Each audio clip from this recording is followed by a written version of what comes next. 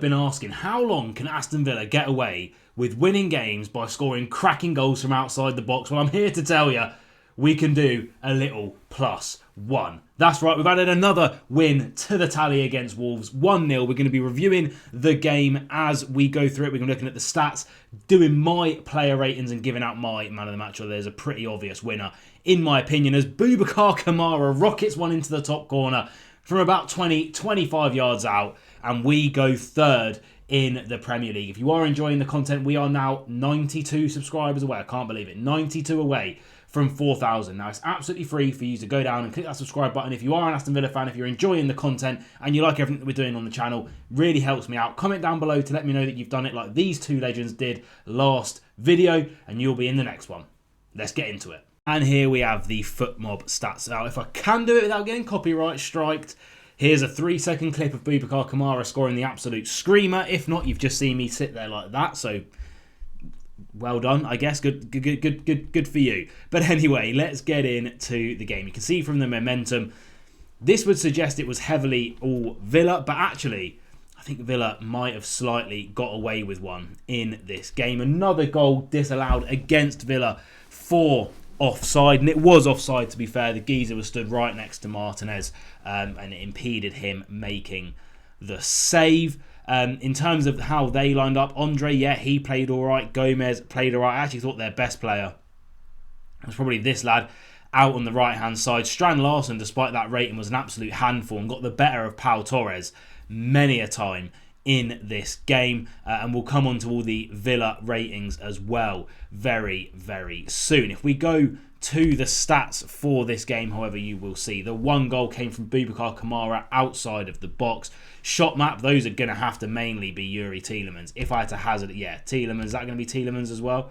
Probably. Was it Tielemans that far out? Yeah, he was just shooting from absolutely anywhere. That'll be the Marlon chance as well. So there were a few chances for Villa in this game. In total, we did outperform them on expected goals, 1 for us and 0.49 for them. 16 shots to their 9, 6 shots on target to their 4, 1 big chance each, 1 big chance missed each, more passes as well. But I have to say again, these stats paint a picture for Villa, because that XG and those shots, I mean, look how many of them have come from outside the box. What, 1, 2, 3, 4, 5, 6, 7, 8, 9, right on the cusp of being on the outside of the box. We're really bad at creating chances at the moment, hence why we've had 16 shots, 6 on target, and only 1 big chance. Something that really, really needs to be addressed, because we didn't actually look like scoring for much of this game, despite what all of this is saying here. Again, Wolves did hit the woodwork. We technically hit the bar, but it was off of the Wolves player. There you go, shots outside the box, 6. Why can we only shoot outside the box, it seems? In terms of passing, you know, in our own half less, but in their half more.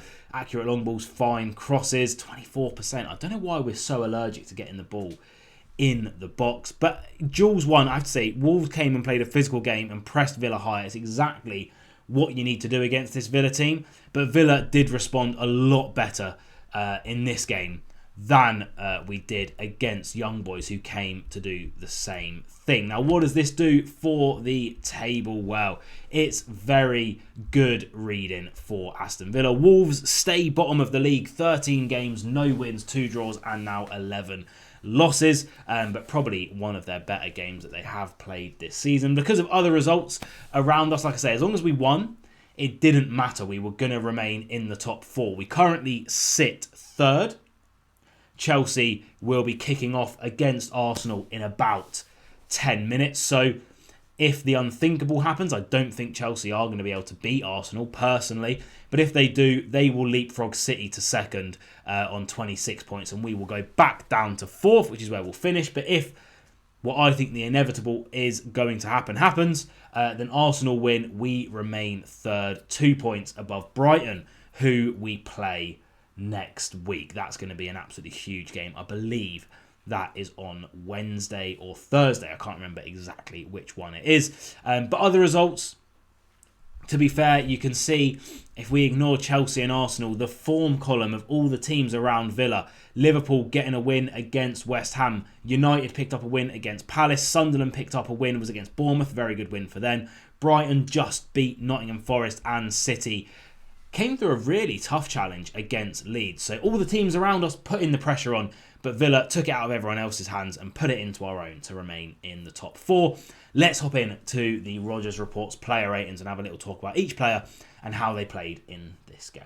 And this is how we lined up. Only one change to the lineup that I thought we might go for, and that was Onana was dropped to the bench and Buendia came in. I thought we might try Tielemans in that number 10 spot. We didn't. We went for something like this. I think Buendia actually was playing out on the left. Rodgers ended up on the left, but he played up front with Marlon to start with. So going through the ratings, and I'll get it out the way straight away. Emi Martinez is my man of the match. I think John McGinn had a very strong game this game. I thought Kamara, obviously with the goal, had a very strong game. No one else particularly had an outrageously good game. Those are my 3 standouts. But oh my God. Emi Martinez kept us in this game with a couple of crucial saves. The save from the corner, I think it might have been disallowed because it looked like there was a foul on Cash in the build-up as the corner was swung in. But it doesn't matter. A ridiculous double save from Martinez because he saved it onto the bar and then he had the wherewithal to push it out when it dropped in front of him. Really, really good. Cash, I think, had an average game. He nearly let Wolves in the second half, a missed kick and a slip. He's just so allergic to crossing the ball, and I don't particularly know why, because when he actually, this season, has got the ball into the box, his deliveries have been pretty goddamn good. He just needs to do it a little bit more. Ezri Konsa, I thought, had a bit of a dodgy game by Ezri Konsa's standards, and this is a harsh one, because I think anyone else watching the game, we got a clean sheet at home, a team that was putting it on us, and Konsa did have some really good defensive contributions and actions, but I'm judging this against the Konsa that I know and how good Konsa is. And I think he was a little bit off of it today. Powell, I was really... That's a 6 by accident. I meant a 5. Really disappointing with Powell. Defensively, when you put him under pressure, especially when it's a physical striker like Strand Larsen, he just crumbles. He lost the physical battle with Strand Larsen so many times this game. And I really think that should be your number 1 priority. Your key attribute as a defender is to win those physical battles. And he was getting put about this game. Digne, I'm going to give a 6, purely because offensively I thought he actually had a really good game this game. Was neat in possession, neat and tidy. But defensively, again, they had that absolutely rapid right wing-back who done Digne a couple of times. And that's where Wolves' danger came from. It's where their offside goal came from. And Digne got rinsed a few times. So despite the clean sheet, you can see why we kept it with Martinez getting the 10 rating. I don't think it was a particularly fantastic game for anyone in that back line. Now, Kamara, I'm going to give a 9 because he won us the game. He was the game winner. It was an absolutely spectacular goal. I thought he was a lot more Kamara-like in this game, but he's still just being a little bit sloppy. That's what holds him back, I think, from getting anything higher than a 9 and pushing him into that perfect 10 rating. Just a little bit sloppy, and I don't really know why. McGinn, for me, the other one, also gets a 9. I don't know what we'd do without McGinn sometimes. When everyone else looks leggy, and for some reason Villa looked really leggy this game, McGinn's there, putting himself about, winning fouls, being that physical presence. You run out of good things to say about John McGinn, and I'm so glad that Villa are treating him with the respect he deserves, and I hope he retires. Or not retires, he probably wants to go Celtic on a free transfer in 3-4 years, but... what a man. That's why he's the captain. Now, Tielemans, I'm going to give a 6. I thought a really uncharacteristically bad game, especially in terms of his passing ability in this game. Misplacing passes left, right and centre. Didn't look particularly neat or tidy on the ball. He's still coming back from that injury, getting back to full match sharpness. But yeah, not the Tielemans performance that you'd expect. Now, Buendia, I'm going to have to say, was our worst player on the pitch. I'm going to give him a 4. Sometimes with Buendia, when he's on it, he's on it. But this is the best way. I saw someone tweet this ages ago, and it is really, really true of Emi Buendia. Sometimes Emi Buendia's brain is writing checks that his feet just can't cash. And that seems to be what happened. And he was frustrated from minute 1.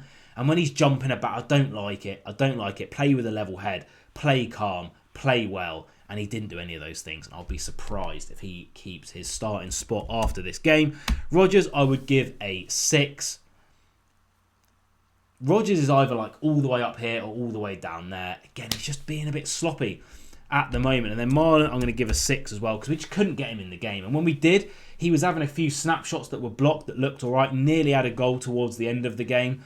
But the way that Villa played this game, we just literally could not get him in the game. In terms of the subs that came on, I really hope it's nothing serious for Barkley. My God, how is this guy's luck? Because he's looked really good whenever he came on.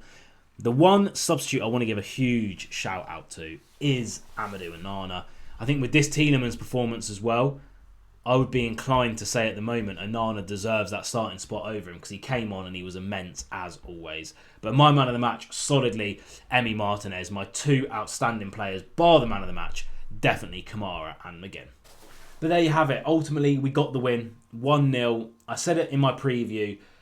Villa, it's just a Villa thing, isn't it? To make the games against the bottom of the table teams look really, really difficult. We do it all the time. Again, I hark back to the Sheffield United 1-1 draw when they were 20th the week after we beat City and Arsenal in the same week in our Champions League season. We make the difficult games, the should be easy games, the difficult games. Someone commented on the last video saying they are more nervous for the Wolves at home game than Arsenal away. And that's so true of Aston Villa. And look, we needed this win because we go into a run of 6 fixtures that are incredibly hard. And if we remain in the top 4 after those 6 fixtures, I would be really confident to say that we have a good chance of getting Champions League again this season, because it's a ridiculously hard run of 6 and we'll be covering every single one on this channel. But like I say, a win's a win. We've done it. We move on, regroup, go again. Brighton in midweek, huge game. And I'll see you guys for the preview on Tuesday. Up the Villa.